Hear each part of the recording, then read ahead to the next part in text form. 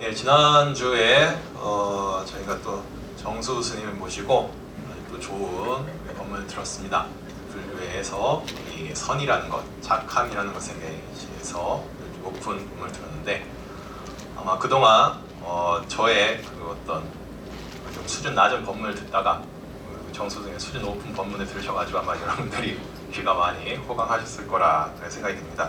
좋은 말씀도 많이 해주셨는데 참 이 보시라는 것에 대해서도, 보시행에 대해서도 말씀해 주시고, 그리고 어떤 계율을 잘 지키는 삶에 대해서도 말씀해 주셨는데, 참 생각해 보면은 참 쉽고도 어려운 게 이 보시를 행하는 그런 방법들인데, 참 글자로서 참 중요하죠. 보시를 어떻게 하는지. 근데 참 좋은 말씀을 많이 해주셨습니다. 그 중에 이제 그 보시를 한다는 것은 내가 가진 안 좋은 걸 주는 것이 아니라 어떤 내가 가진 최고의 것을 이렇게 주는 것이 보시고, 또 특히 그것보다 저는 더 중요하게 생각했던 부분이 이제 무주상 보시에 대한 부분입니다. 내가 준 것조차 잊어버리라는 것, 내가 뭘 줬다는 것조차 생각하지 않는 것이, 그것이 진정한 보시다라는 그렇게 말씀을 이렇게 전해주셨습니다. 사실 보시의 개념은 불교에서 보시는 딱 그게 정답인 것 같습니다. 누군가가 내가 뭘 보시했는지 알아주기를 바라는 것보다는 뭐 기독교에서도 성경에서도 얘기를 하죠. 오른손이 한 일을 이제 왼손이 모르게 하라, 그런 얘기를 하는데, 불교에서는 오른손이 했던 일조차도 그것조차 잊어버리라는 가르침을 얘기하는 것이 무주상 보시에 대한 개념입니다.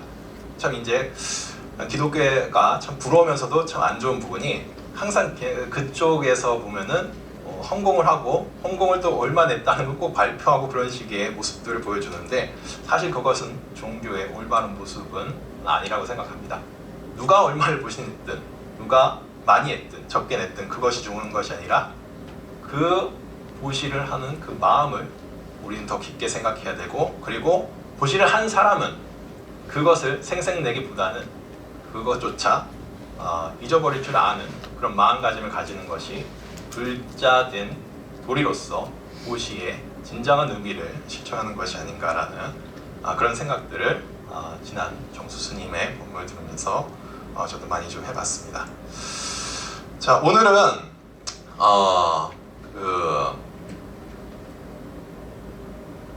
어떻게 보면 제가 가지고 있는 주 전공 분야일 수도 있는데, 수행에 대한 부분을 조금 좀 말씀을 좀 드려볼까 합니다. 흔히 관이라고 이렇게 얘기를 하는데, 흔히들 위파사나라고 수행을 얘기할 때 흔히 관이라고 얘기합니다. 관으로 이제 한역을 하는 겁니다, 위파사나를. 그래서 대표적으로 이제 수행을 하는 방법, 위파사나 수행을 하는 방법으로 5가지를 이제 주로 얘기를 합니다. 그것을 이제 오정심관이라고 이렇게 얘기를 하는데, 자, 이 무엇이냐? 이 5가지 번뇌 장애를 이제 가라앉히는 수행을 이제 오정심관이라고 합니다. 요즘 그 현대적인 용어로 얘기한다고 하면은 좀 건강하지 못한 그런 심리 상태를 어떻게 제거하는, 없애는 그런 방법을 하는 것이 이 오정심관이라고 이제 얘기할 수 있을 겁니다. 자, 그럼 어떤 것들이 있느냐? 자, 오정심관의 첫 번째는 부정관이라고 합니다. 부정관. 이것은 탐욕의 성향이 어떤 강한 사람의 탐욕 또는 강박적 욕망을 제거하기 위해서 하는 수행법을 이제 부정관이라고 합니다. 그래서 어떤 몸의 더러운 부분을 떠올리는 겁니다. 쉽게 말하면 우리들이 굉장히 집착이 강한 부분이 사실 몸입니다. 몸. 죽은 시체를 떠올리거나 돌아가신 분들의 모습을 떠올리는 것, 흔히들 이걸 백골관이라고 얘기들도 합니다. 이 뼈다귀, 내가 죽어서 어차피 우리들은 뭐 땅속에 묻히면은 하얀 그 뼈가루만 남게 되겠죠. 그 모습들을 상상하는 방법이 부정관입니다. 이것은 어떤 탐욕이, 욕심에 대한, 내 몸에 대한 욕심이 강한 사람들을 위해서 먼저 하는 수행이라고 부정관은 말씀드릴 수 있겠습니다. 이 사람들에게 있어서 가장 기본적인 욕구라고 하면은 아마 어떤 휴식을 취하고 잠을 자고 싶어하는 그런 욕구가 될 겁니다. 자, 아침부터 제가 너무 좀 잔인한 모습을 보여드리면 좀 여러분들이 조금 거부 반응이 들까봐 좀 많이 순화를 해서 이제 사진을 잘 골라왔는데, 사람들도 마찬가지겠죠. 동물들도 마찬가지겠고, 가장 우리들이 기본적으로 가지고 있는 욕구는 쉼을 취하고 싶어하는 것, 잠을 조금 편하게 자고 싶어하는 것, 그리고 이 상태에서 사실은 사람들이 가장 원하는 것은 잠을 자는 상태에서 죽음을 맞이하는 것을 어떻게 보면 가장 모든 사람들이 꿈꾸는 그런 이상적인 삶의 모습일 겁니다. 그래서 이것도 제가 여러분들이 아침부터 너무 잔인한 모습을 보여드리면 또 많이 또 거부 반응이 있으실까봐 시체놀이하는 그런 모습이죠. 그러니까 이 부정관이라는 것은 이런 모습들을 떠올리는 겁니다. 내가 죽었을 때 이후의 모습, 그러니까 땅 속에 묻혀서 나의 모습이 어떻게 됐을지, 그리고 나의 먼저 가족 중에서도 아버님이나 어머님이든 먼저 돌아가신 분이 어떻게 그런 모습을 취하고 있는지에 대해서 생각을 먼저 떠올려 보는 겁니다. 그것이 그럼으로 통해 가지고 인생이라는 것이 정말 크게 우리들이 집착을 해야 되는 부분은 아니다라는 것을 이제 이런 것을 생각들을 통해 가지고서 이제 수행을 하는 겁니다. 이것을 이제 부정관이라고 하는 겁니다. 아마 이 모습을 아마 여러분들 많이 보셨을 겁니다. 부처님의 고행상의 모습입니다. 거의 죽음의 앞에까지 갔던 그렇게 6년간의 고행을 통해 가지고서 깨달음의 모습을 얻기 직전에까지 이 수행했던 모습을 형상을 만들어 놓은 것이 이 고행상인데, 이곳이 아마 중앙아시아 쪽에서 제가 알기로는 박물관에 전시되어 있는 걸로 알고 있습니다. 자, 요것은 이제 제가 요 스님 이름을 제가 지금 잠시 생각이 안 나는데, 모든 스님들이나 수행을 하시는 분들이 꿈꾸는 모습입니다. 좌탈인망이라 그래가지고 앉아서 수행하다가 이렇게 죽음을 맞이하시는 그런 모습을 가지시는 것이 수행자들이 가장 꿈꾸는 이상향이고, 가장 그분의 수행력을 평가하는 데 있어서 가장 높게 평가하는 부분 가운데 한 부분이 이렇게 좌탈인망을 하시는 것. 예전에 큰 스님들은 대부분 다 이렇게 많이 돌아가셨다고 합니다. 자선을 하시다가 그리고 이 정도 큰 스님이 되시면은 항상 자신의 죽음을 항상 예언을 하셨다고 합니다. 그래서 미얀마 쪽 전통에서도 큰 스님의 하나의 기준이 되는 것이 자신의 죽음을 미리 예언을 하신다는 것이 큰 스님으로서의 값어치를 또 높여주는 그런 모습이라고 합니다. 그리고 좀 심한 경우에는 남방 쪽입니다. 미얀마나 어떤 태국이나 이쪽에서는 죽음을 예언하지 못하고 돌아가시는 스님에 한해서는 그 스님의 수행력을 굉장히 폄하하는 그런 모습도 있습니다. 어쨌든 가장 이상적인 형태의 모습의 죽음을 맞이하는 것, 그리고 부정관을 실천하는 가장 좋은 방법으로서 이런 모습들을 상상하는 것, 그것이 오정심관을 얘기할 때 가장 먼저 하는 그런 관법이라고 수행법이라고 이렇게 말씀드릴 수 있겠습니다. 자, 그 다음이 자비관이라고 합니다. 자비관. 어떤 분노를 잘 일으키시는 사람, 화를 잘 내는 사람들이 분노나 그 악의를 제거하기 위해서 행해야 되는 수행법을 이제 자비관이라고 합니다. 그러니까 모든 생명체들이 행복하기를 염원해 주는 겁니다. 내 주변에 있는 모든 사람들이 행복하고 건강하게 살 수 있도록 기도해 주는 그런 모습이 자비관입니다. 자비관. 이쪽은 이제 아까도 말씀드렸듯이 또 화를 잘 내는 사람, 분노를 잘 일으키는 사람, 주변과의 관계가 좀 원만하지 않으신 분들이 행해 줘야 될 그런 수행법이 이제 자비관이라고 얘기할 수 있을 겁니다. 이것도 아침부터 너무 심한 모습을 보여드리기는 어려워서 순화해서 화를 내는 모습의 그림들을 가져와 봤는데, 모습만 봐도 알 수 있죠. 사실 화를 내고 저 사람이 그렇게 굉장히 분노에 가득 차 있다는 것은 이제 겉모습만 봐도 그 에너지라는 것은 충분하게 느껴질 수 있을 겁니다. 자, 그런 분들한테는 우리 자비관 수행을 해보시는 것을 강력하게 한번 추천을 좀 해드리고 싶습니다. 이것이 오정신간의 이제 두 번째 수행 방법입니다. 자, 이제 세 번째가 이제 인연관입니다. 인연관. 이제 어리석음의 성향이 짙은 사람들에게 행해야 되는 어리석음을 없애기 위해서 하는 수행법이 바로 인연관입니다. 인연관입니다. 그러니까 일체 모든 것들은 원인과 그런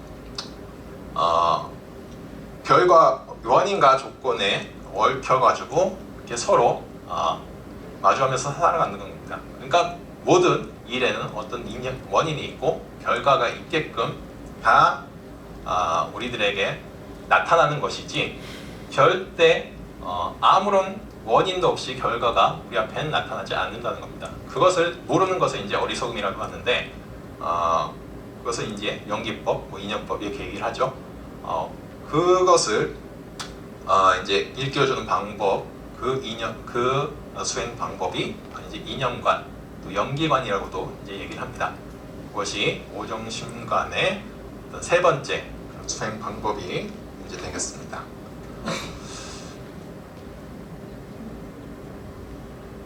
이제 네 번째는 이제 개분별관이라고 이렇게 얘기를 합니다. 어떤 자아가 강하고 자만심이 강하신 분들이 좀 수행을 해줘야 될 그런 수행법입니다. 개분별관이라는 것은 이제 부처님께서 경전에 보면은 일체법, 그러니까 모든 이 세상의 존재 현상들에 대해서 몇 가지 부분들로 이렇게 나눠 주셨습니다.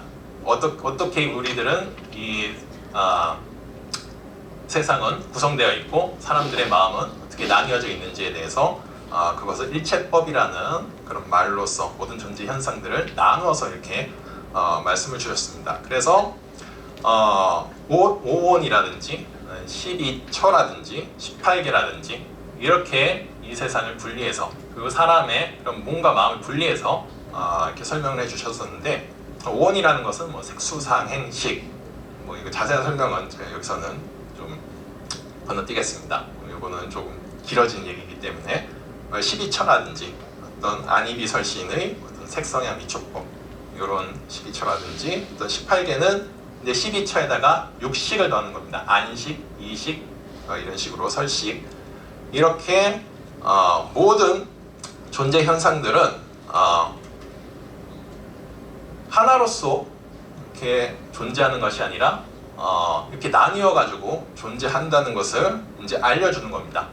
이 세상이 존재하는 모습들, 이 세상이 어떻게 이루어져 있는지에 대한 모습들을 나누어 가지고서 이제 설명을 하고, 그리고 나누어서 이제 이해를 해보는 방법이 바로 이 개분별관입니다.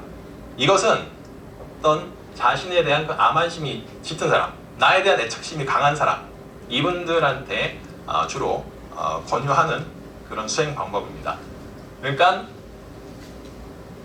나에 대한 그런 집착이 강할수록 내가 어떻게 존재하는지에 대한 그런 물음을 스스로에게 던지는 것이 어려워지게 된다고 이렇게 말씀드릴 수 있을 겁니다. 그래서 내가 어떻게 존재하고 있는지, 나라고 하는 것이 진짜 뭔지, 이 눈 하나를 이렇게 나라고 칭할 수 있는 것인지, 나의 코 요 하나를 칭할 수 있는 것인지, 아니면 요 손가락 하나가 바로 난지, 이것에 대한 개념들을 굉장히 세분화하고 나누어서 이제 생각을 해보는 겁니다. 개분별관이라는 것은. 그리고 그 하나하나를 온전한 나라고 여기기는 어렵다라고 얘기하는 것을 부처님께서는 이제 많은 말씀들을 통해서 설명을 하셨는데, 어쨌든 이렇게 자신만의 그런 마음들, 자신만을 위하는 그런 마음들이 강하신 분들한테는 이렇게 끊어서 어떤 문제의식을 한 번쯤 가져보게끔 해주는 그런 수행 방법이 개분별관이라고 이제 말씀드릴 수 있겠습니다. 이것이 오정심간의 이제 네 번째 방법이 되겠고, 특히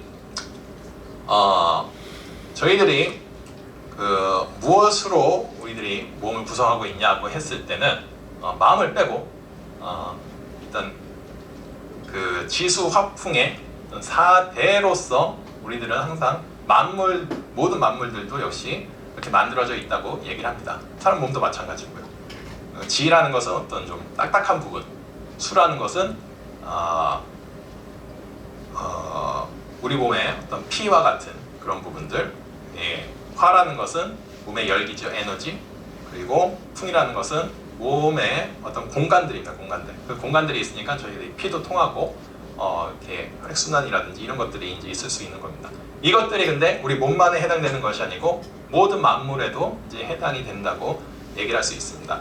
자, 여기서 이제 중요한 부분이 하나가 불교에서 사대에서 이제 저희들이 불교에서 생명이라고 했을 때는 요 사대에서 이제 식이라는 것이 들어가야 된다 그럽니다. 흔히들 요 식에 대한 그 어떤 해석이나 이런 평가들은 굉장히 많은 얘기들이 있고 그리고 다양하게 분석들이 되는데, 어쨌든 생물체라고 했을 때는 저희들이 요 사대에 식이 들어가는 겁니다. 영혼이라고 뭐 이렇게 표현할 수도 있을 겁니다. 이 영혼이 들어갔을 때 우리는 그것을 생명이라고 합니다. 사실 그래서 불교에서는 식물 있죠, 식물은 사실은 생명체로 여기진 않습니다. 왜냐하면 이것은 식물은 지수 화풍의 사대로만 구성되어 있기 때문에, 그래서 교리적으로 얘기했을 때 스님들이 그 육식을 좀 금하고 채식만 하는 것은 바로 요 식이 없는 그런 식물들, 채소들, 요것들만 이제 먹는 것은 그러한 이유 때문에 교리적으로도 이렇게 설명할 수 있는 부분입니다. 자, 근데 옛날 어르신 큰 스님들은 요 부분에 대해서 이제 크신 그런 마음으로 하나의 그 식물들도 하나의 생명체로서 이렇게 얘기를 해줘야 된다는 그런 말씀들을 많이들 이렇게 말씀을 해주셨는데, 어쨌든 교리적으로 봤을 때는 식물은 사실은 불교에서는 생명으로 여기지는 않는다는 것, 이것들은 참고적으로 알아두시면 좋을 것 같습니다. 자, 어쨌든 이 개분별관, 요것은 어떤 암한심, 자만심이 강하신 분들에게 필요한 그런 수행 방법이라고 얘기할 수 있겠고, 자, 이제 마지막으로 가장 대중적으로 알려져 있는 그런 수행법이죠. 비파사나의 안나반나가나라고, 쉽게 다시 말하면 수식관, 숨을 이제 들이쉬고 날쉼을 이렇게 관찰하는 그런 방법이 이 안나반나가 또는 수식관이라고 얘기합니다. 그래서 들숨을 이제 안나라 그러고 날숨 이제 반나라고 얘기를 합니다. 그러니까 들이쉬는 숨을 이제 안나라고 하고 내쉬는 숨을 이제 반나라고 이렇게 얘기를 하는 겁니다. 그래서 안나반나관 또는 수식관 이렇게 얘기를 합니다. 그래서 기본적으로 불교에서 이제 위파사나 수행을 한다 얘기했을 때는 대부분 이 수식관을 통해 가지고서 수행을 하는 걸로 많이 얘기들 이해를 하십니다.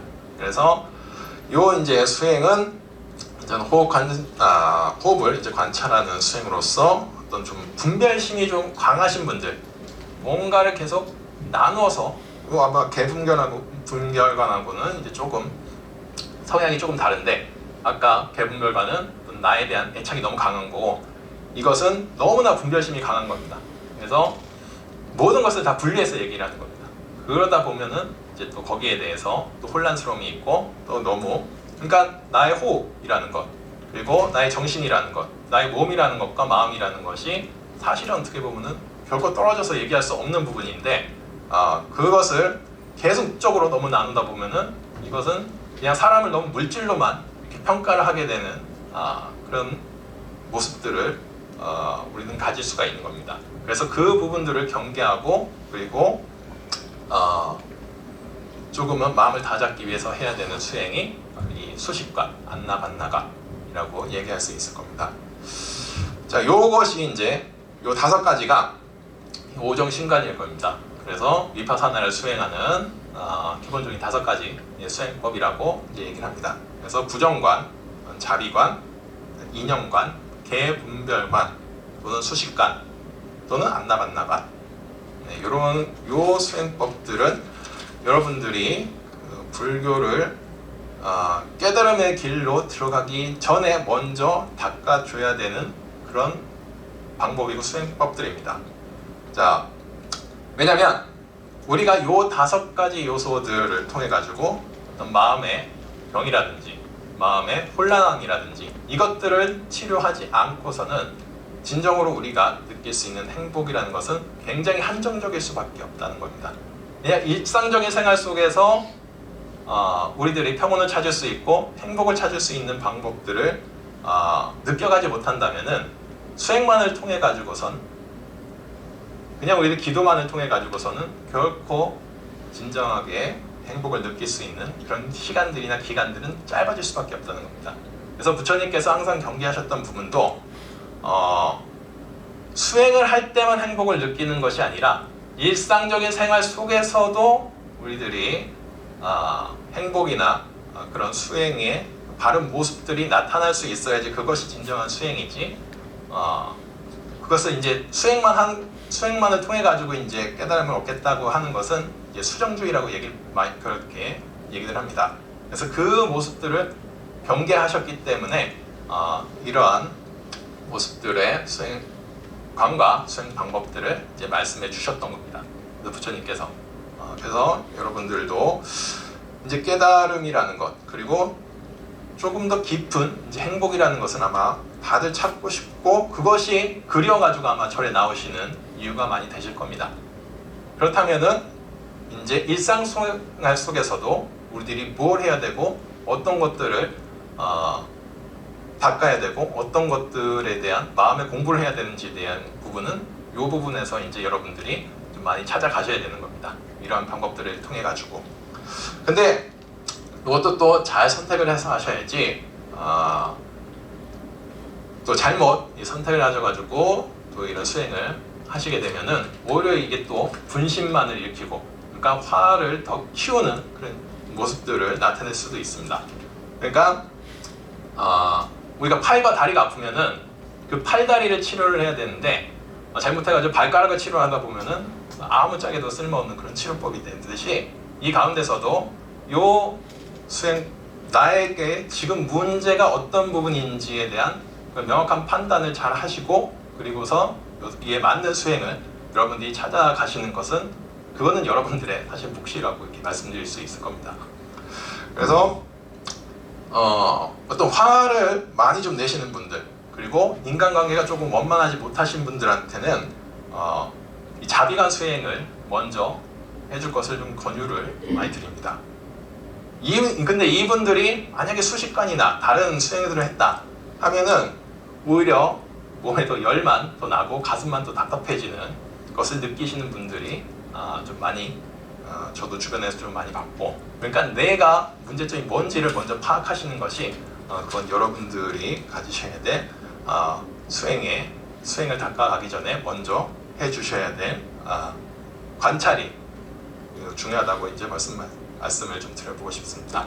그 분별심이 조금 많으신 분들 이분들은 어떤 좀 수식관을 먼저 하셔야 되는데 만약에 인연관이나 개분별관을 먼저 하셨다 하면은 요분들도 이제 수행으로서는 효과를 좀 보기가 어려우시고 요 반대로 어떤 좀 문제 의식이 잘 없으시는 분들 나에 대한 좀 아집이 좀 강하신 분들이 이분들이 또한 수식관을 또 하시면은 오히려 그 더 아집을 더 키우게 되는 그런 수행이 될 수가 있습니다. 그분들한테는 어떤 인연관이나 어떤 개분별관 이런 수행들을 먼저 해주실 것을 이제 좀 저는 불교에서는 이제 많이들 이제 권유를 하십니다. 그래서 이 수행도 잘 해야지 아집을 없앨 수가 있지 잘 못하면은 아집과 아만을 더 많이 키울 수 있다는 것. 그것을 항상 경계하셨던 것이 이제 부처님의 말씀이고 불교 경전에서 나오는 이야기들입니다. 사실 불교 공부가 이제 많이 힘들고 어렵다라는 말씀들을 많이 하십니다. 그런데 그것은 사실은 그 공부하는 방법이 효율적이지 못하고 비효율적이었기 때문에 여러분들이 불교를 접하시고 공부하시는데 많이 어려움이 있으셨을 거라 이렇게 생각이 듭니다.